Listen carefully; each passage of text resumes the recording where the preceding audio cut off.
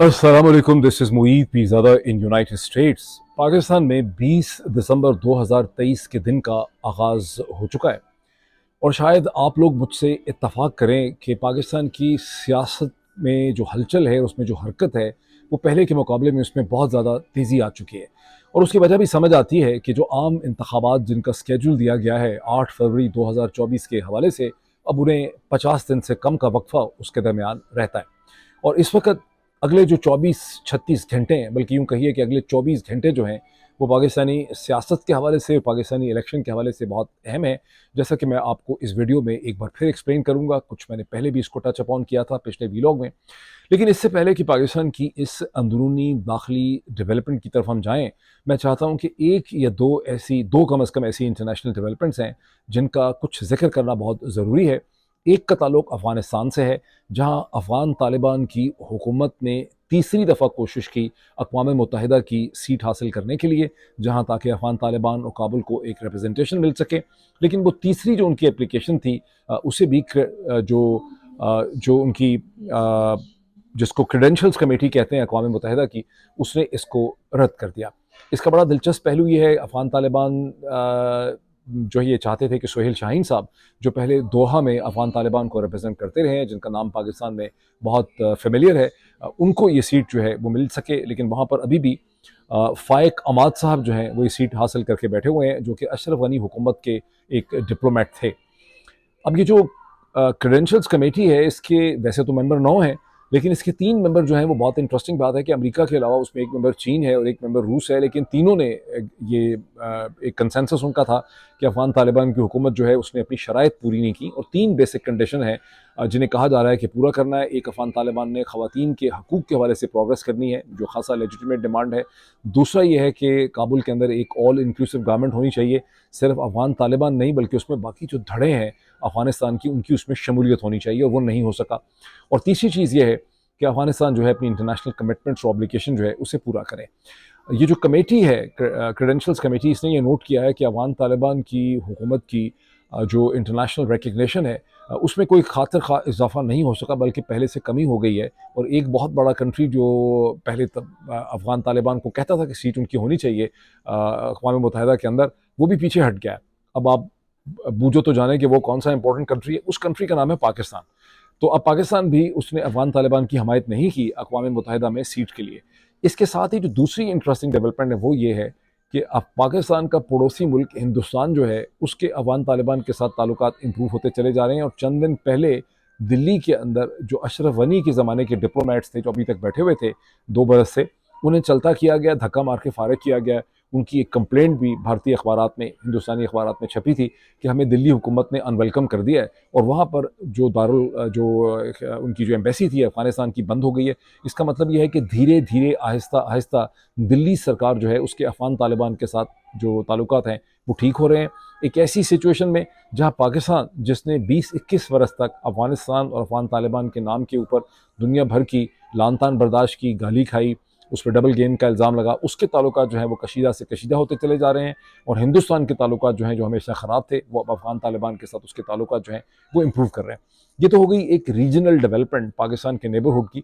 दूसरी डेवलपमेंट जो है, उसका ताल्लुक मशरिक़ वस्ता से है, जहाँ अब गाज़ा में 20,000 के करीब लोग जो हैं वो हलाक हो चुके हैं उस जंग में।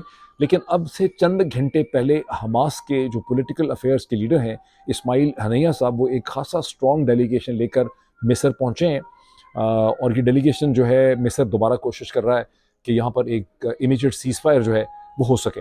दूसरी इसके साथ पैरेलल डेवलपमेंट ये है कि अक़वाम मुत्तहिदा में, यूनाइटेड नेशन सिक्योरिटी काउंसिल के सामने मंगल के दिन, ट्यूसडे को, मुत्तहिदा अरब इमारात ने, यूएई ने एक दोबारा करारदाद लेके आए इमीडिएट सीज़फायर की।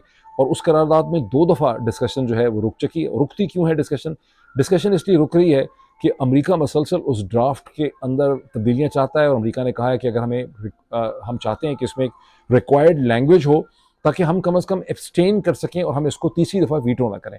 अब रिक्वायर्ड लैंग्वेज का क्या झगड़ा है कि अक़वाम में जो करारदाद है यूएई की, उसमें लफ्ज़ था इमीडिएट सेसेशन ऑफ हॉस्टिलिटीज़।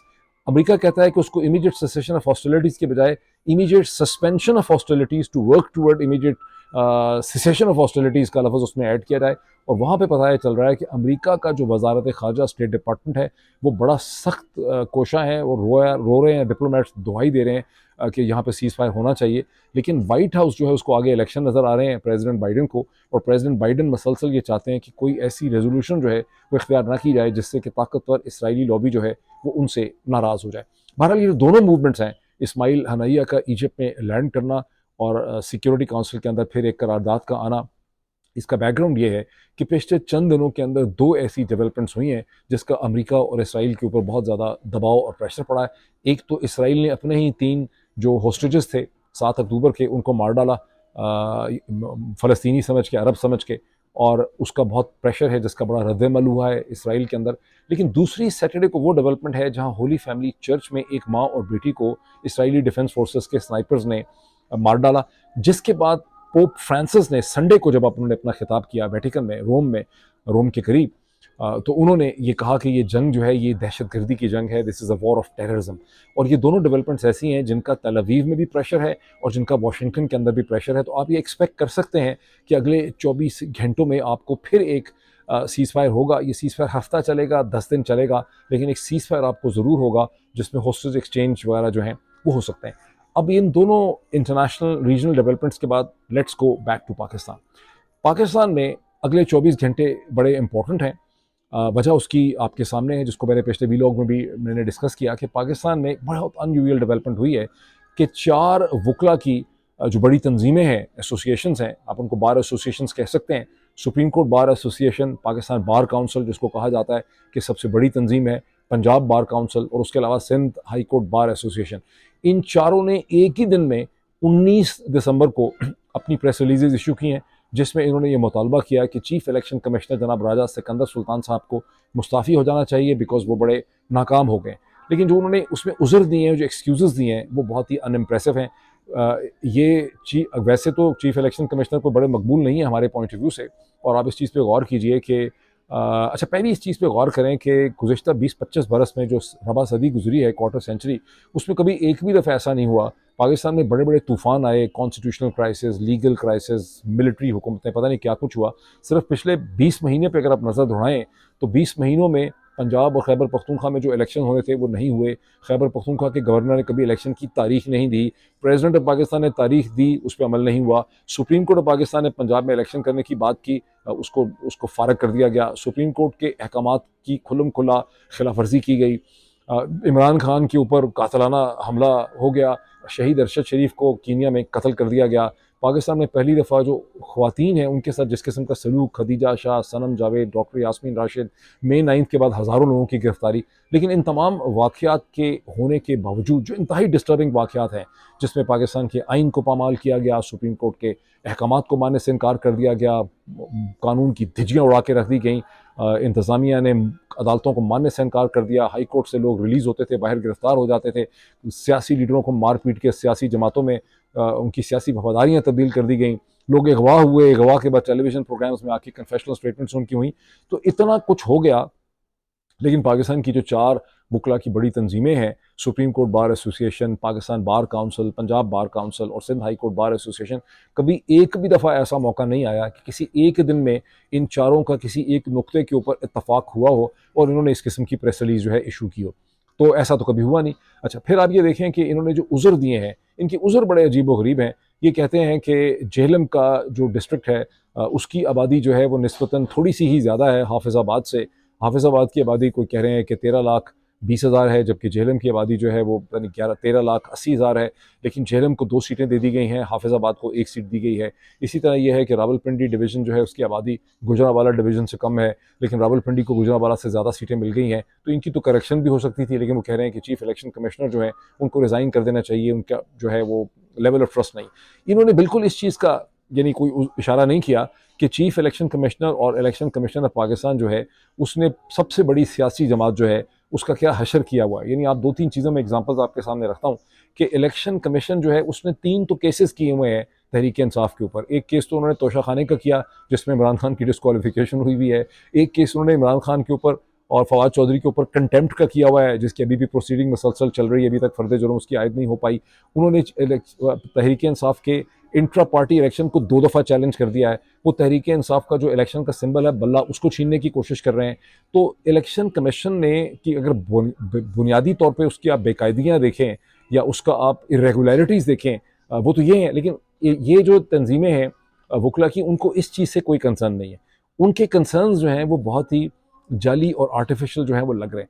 अब पिछले 24 घंटों में, अभी 24 घंटे वैसे नहीं हुए, लेकिन ये जो भी 18 घंटे गुजरे हैं, इसमें इसके ऊपर पाकिस्तान के ज़राए इबलाग और मीडिया में खासी बहस हुई है। और मैंने देखा है कि एक्सप्रेस ट्रिब्यून के अंदर एक बड़ी अजीबोगरीब किस्म की स्टोरी छपाई गई है, जिसमें क्लेम किया जा रहा है कि एहसन बून साहब ने सिंगल हैंडेडली ये सब कुछ किया है, और एहसन बून साहब जो हैं वो चीफ इलेक्शन कमिश्नर से बड़े नाराज़ हैं। यानी कि आप अंदाज़ा लगाएं कि बेवकूफ़ बनाने की इस हद तक बात की जा रही है कि एक सिंगल वकील के ऊपर ये इल्ज़ाम डाला जा रहा है कि 4 बड़ी वकला की तंजीमें जो हैं वो एक ही दिन के अंदर गैर मामूली कंसेंसस उनमें हो जाता है, और उसका इल्ज़ाम डाला जा रहा है कि एक सिंगल वकील जो है एहसन बून उसकी वजह से ही हो गया। असल में हमें क्या नज़र आता है? हमें नज़र ये आता है कि ये जो चारों तंजीमें, इसमें से 3 तो खुल्म खुला नवाज शरीफ साहब की जमात PMLN के साथ इनके खासे दीरीना किस्म के ताल्लुकात हैं।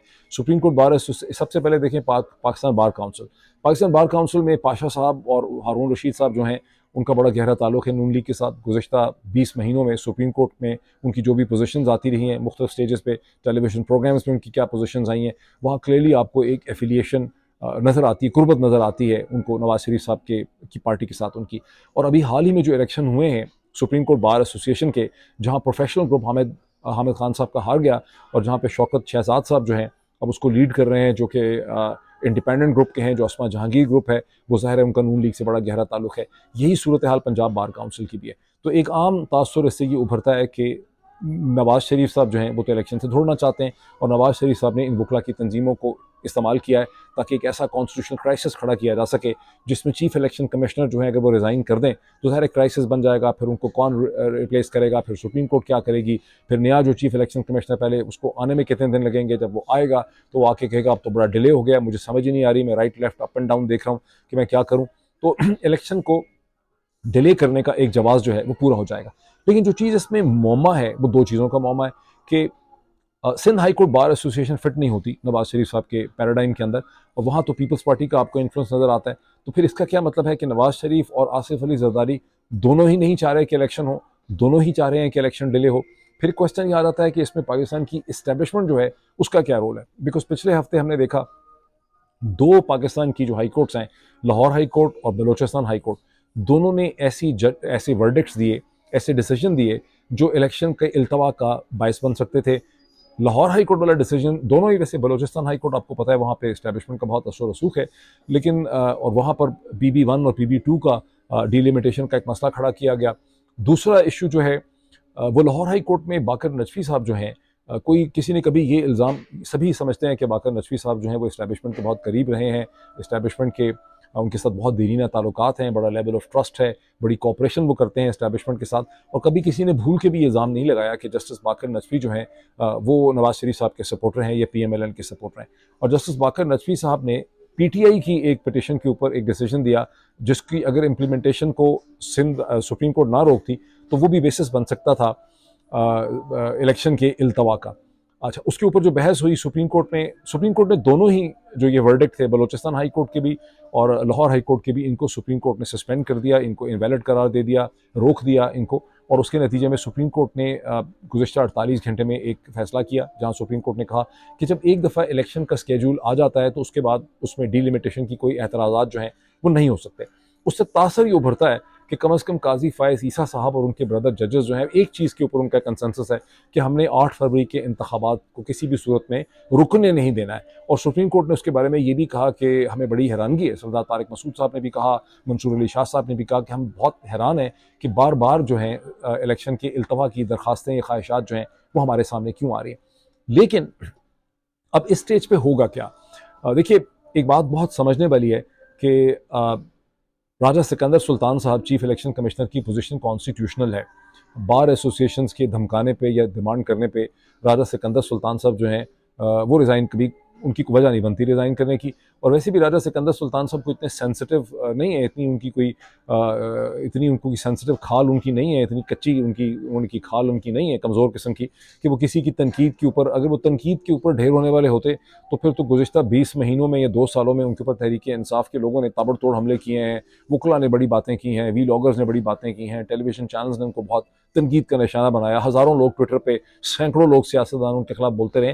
लेकिन राजा सिकंदर सुल्तान साहब तो रात को ज़ैनक्स की 1 mg की गोली खाते हैं, सो जाते हैं, सुबह हशाश बशाश होते हैं। वो किसी के रोब में आके रिज़ाइन करने वाले या डरने वालों में से तो है नहीं, और पोजीशन उनकी कॉन्स्टिट्यूशनल है। Even supreme court of Pakistan भी उनको किसी प्रोसेस के बगैर, एक बहुत ही लंबा चौड़ा कॉम्प्लेक्स प्रोसेस के बगैर उनको हटा नहीं सकती। इसका मतलब ये है कि अगर अगले 24 घंटों के अंदर आप ये देखें कि राजा सिकंदर सुल्तान साहब ये कहते हैं, पाए जाएँ कि चूँकि मेरे ऊपर एतमाद नहीं रहा है मेन लीगल बॉडीज़ का, तो मैं समझता हूँ कि मुझे रिज़ाइन कर देना चाहिए, तो फिर राजा सिकंदर सुल्तान साहब किसी के दबाव में आके रिज़ाइन नहीं कर रहे होंगे, बल्कि राजा सिकंदर साहब इस नाटक का, ये जो सारा किया जा रहा है इलेक्शन को डिले करने का, इसका वो हिस्सा होंगे। तहम अब तक जो डिबेट हो रही है इसके ऊपर ज़राए इब्लाग में, वो कोई ज़्यादा फ्रूटफुल नहीं हुई। यही वजह है कि एक्सप्रेस ट्रिब्यून के अंदर आप एक स्टोरी देख रहे हैं जिसमें बिल्कुल एक्सप्लेनेशन ये दी गई है कि ये तनहा एहसन मून साहब जो हैं उन्होंने इसको लटकाने की कोशिश की। अब इसकी एक कंटेक्चुअलाइजेशन जो है वो बड़ी इंपॉर्टेंट है इस पूरे सेट ऑफ सर्कमस्टांसेस की अगले 24 घंटे को समझने के लिए। देखिए, पाकिस्तान के आर्मी चीफ जो हैं, एक बहुत इंपॉर्टेंट, पहला जो इंपॉर्टेंट फैक्टर है वो ये है कि पाकिस्तान के आर्मी चीफ जनाब जनरल आसिम मुनीर साहब 5 दिन के लिए अमेरिका गए, अमेरिका पहुँचे, जहाँ मैं हूँ जिस मुल्क में, और उनकी मीटिंग्स होनी थी वाशिंगटन और फ्लोरिडा के दरमियान। फ्लोरिडा में टैंपा में जहाँ सेंट्रल कमांड है वहाँ उनकी मीटिंग थी, जनरल कुरेला के साथ उनकी मीटिंग हुई भी है। लेकिन उनके 5 दिन का ट्रिप जो था वो 7 दिन में कन्वर्ट हो गया, और बहुत उनकी PR एक्सरसाइज वगैरह हुई। और इन दिनों में, इन्हीं दिनों के दरमियान एक अजीब मौजज़ा ये हुआ कि जब वो पाकिस्तान से जा रहे थे तो इसकी कोई इंदिया और इंडिकेशन नहीं थी कि पाकिस्तान की DG ISI भी उनके साथ मीटिंग्स में शामिल होंगे। लेकिन जब अमेरिका के वज़ीर ख़ारजा टोनी ब्लिंकन के साथ जनरल आसिम मुनीर साहब की मुलाकात हुई तो वहाँ पर एक बड़े स्माइलिंग बीमिंग DG ISI जनाब नदीम अंजुम साहब भी वहाँ पे नज़र आए।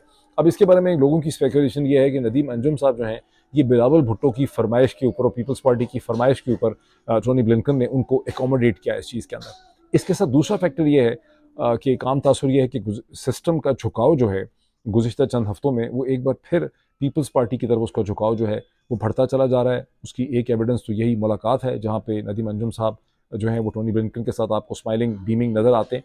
दूसरी है कि सरफराज बुख्ती साहब, जिन्होंने जो इंटरिम केयर टेकर थे, इंटीरियर मिनिस्टर थे, वज़ीर दाखिला थे पाकिस्तान के, उन्होंने पिछले 48 घंटों में रिज़ाइन कर दिया है। वो इलेक्शन लड़ना चाहते हैं, लेकिन तवक्को ये थी कि वो PMLN को ज्वाइन करेंगे। उनका झुकाव हमेशा नवाज शरीफ साहब की तरफ था, उनकी अगर पुरानी स्टेटमेंट्स निकाल के देखें। लेकिन नून लीग को ज्वाइन करने के बजाय उन्होंने पीपल्स पार्टी और आसिफ अली जरदारी साहब की पार्टी को ज्वाइन कर लिया।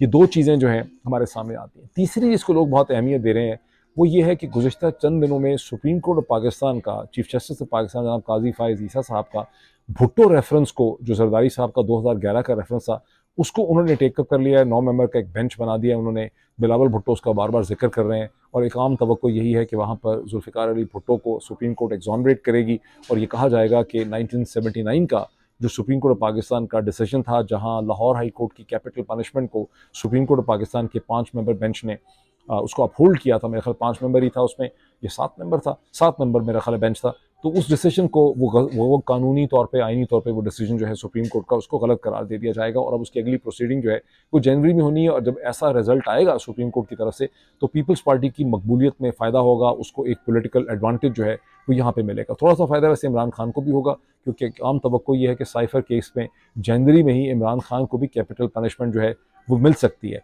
तो अगर सुप्रीम कोर्ट ऑफ पाकिस्तान ये कहती है कि जुल्फ़िकार अली भुट्टो को जो कैपिटल पनिशमेंट जो सज़ा मिली थी और उनकी जो एक्सिक्यूशन हुई थी वो गलत है, तो इसका एक बिल वास्ता इनडायरेक्ट फ़ायदा जो है वो इमरान खान साहब को भी होगा। और बिलावल भुट्टो जो एक दिन पहले 19 तारीख को ही लाहौर हाई कोर्ट के अंदर थे, जहाँ पर वो 50वीं जो पाकिस्तानी आइन की एनिवर्सरी थी उस पर खिताब कर रहे थे, उसमें उन्होंने कहा कि पीपल्स पार्टी जो है वो कभी भी भुट्टो की तारीख को रिपीट नहीं होने देगी, खा उसका टारगेट पाकिस्तान तहरीक इंसाफ और इमरान खान ही क्यों ना हो। तो ये इस वक्त डेवलपमेंट्स हमारे सामने हैं, जिसका रिज़ल्ट अगले 24 घंटे में हमारे सामने आएगा। अगर चीफ इलेक्शन कमिश्नर रिज़ाइन करते हैं तो फिर आप ये समझिए कि चीफ इलेक्शन कमिश्नर इस नाटक का हिस्सा थे। लेकिन देखना ये है कि होता क्या है अगले 24 घंटे में, हमें सबकी पोजीशन बिल्कुल क्लियर हो जाएगी। ज़रा देखें, फिर उसके बाद आपसे मुलाकात होती है। Thank you.